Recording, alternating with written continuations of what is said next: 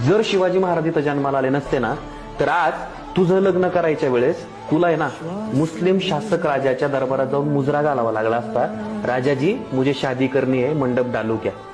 राजाजी मेरे पापा की दशक्रिया विधि करनी है, मंडप डालू क्या? राजाजी मेरी बेटी की शादी करनी है, मंडप डालू क्या? राजाजी दीपावली आ रही है, दिये जलाऊ क्या?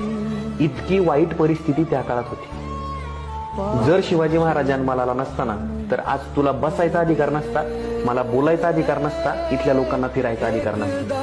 तू आज भारत देशाच्या बाहेरचे जे मुस्लिम शासक प्रदेश आहेत ना, त्यांच्या कधीतरी जाऊन बघ. इराक, कझाकिस्तान, अफगाणिस्तान. काय अफगाणिस्तानच्या क्रिकेट बोर्डाचं फंडिंग काढून घेतलं.